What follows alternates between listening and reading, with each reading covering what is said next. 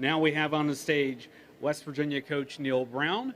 Again, if you have a question, please make sure to raise your hand. We'll start with an opening statement from Coach. Well, first of all, thank you to Michael, who's the best mascot in college football, and to Alex and Haley for helping him there. And so appreciate them being here. Good afternoon. It is afternoon on the East Coast, and we've got a couple of East Coast members now, so appreciate that. Glad to be here. And I'll say this at the front, appreciate what you all do as far as covering college football and making it one of the top really sports in that's out there. So I appreciate that. I'll start with this because I'm sure I'm going to get asked about it. Upset about the media poll.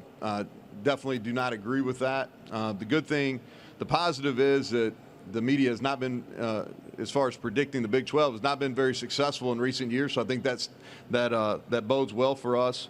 But I'll say this in a more serious note. I was sitting on the beach last week whenever Mike Montoro, who's the best in the business, who's our sports information director for football, he sent me a text, and I made the mistake of looking at it. And from that point on, my vacation was over. So I went into football mode, and this is why I disagree, and this is why.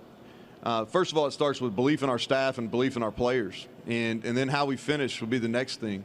We beat Oklahoma State on the road, winning 2 of our last 3 games. Offensively, this is going to be our best group. And then we have 132 starts returning on the offensive line. 132. If that's not most in the country, it's got to be close. And within that group, we've got 4 former freshman All-Americans. We've got 3 for sure all-conference type players. 2 of them are here today with us. Zach Frazier, who's a 2-time All-American, and then Doug Nestor. We have a budding superstar at running back in C.J. Donaldson.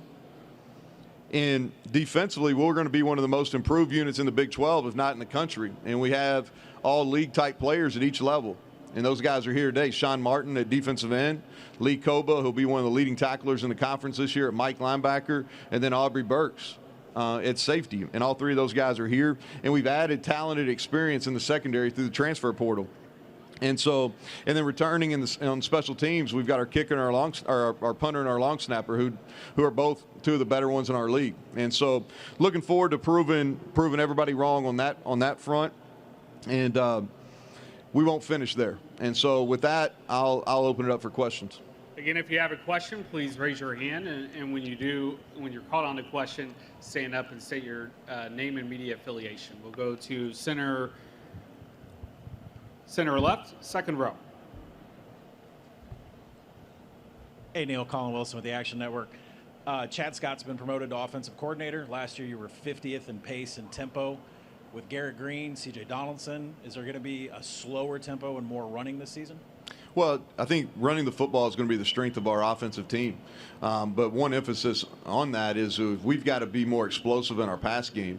And I think that's where we got to show some growth offensively is we ran the football at times very successfully last year. What we didn't do as good a job of is taking advantage of that run game with some explosive pass plays. And so as far as tempo is we want to be able to present ourselves playing fast all the time. And then let the game dictate the tempo. But we practice at a really fast pace. We're going to have the ability to go as fast as anybody in the country. But also the game and the style of game that we need to play that day will dictate how fast we play. We'll go to the far left, fourth row.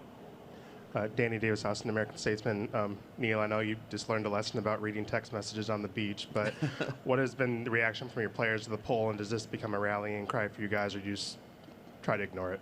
No, I don't. I think we're past in this day and age with media information of being able to ignore anything. I think your best opportunity is just confront it. We had a team meeting on Tuesday where we talked about it in detail, and in probably in more colorful terms than I just did here. But a lot of the same things that I said to our team, I just repeated here in front of you all.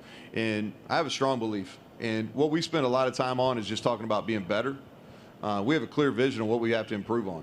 I think if you talk about offensively, we've got to get better efficiency-wise, especially on first down and in the red zone.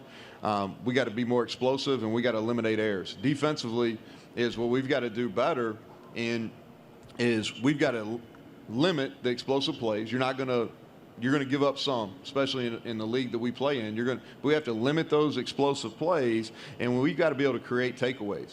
That was the explosive plays and the lack of takeaways last year were the biggest negative effect on us defensively. And so we've been focused on ourselves, getting ourselves better. This is something that's going to increase the size of the chip. The chip was already there on the shoulder. It just increases the size.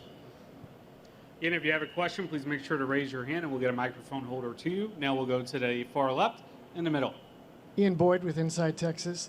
In 2021, Baylor won the league with several experienced starters in the secondary and multiple NFL draft picks.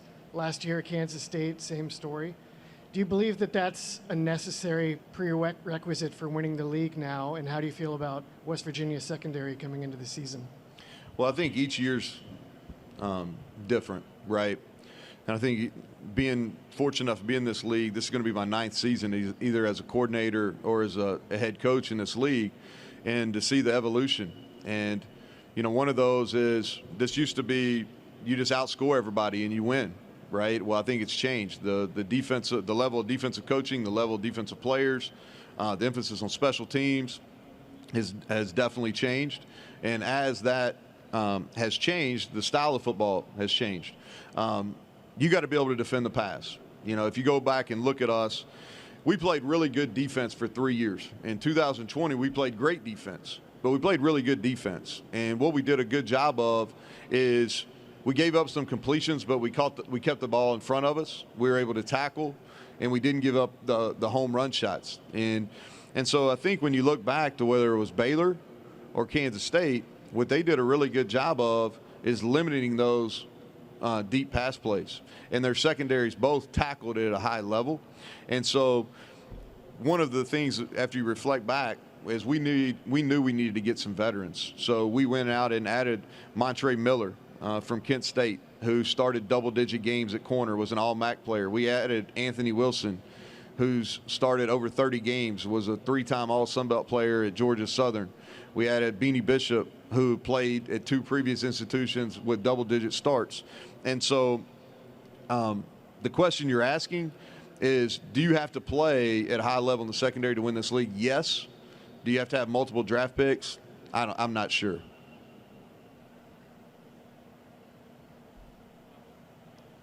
And any questions for Coach?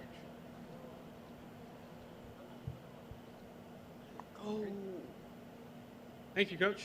No problem. Thank you all.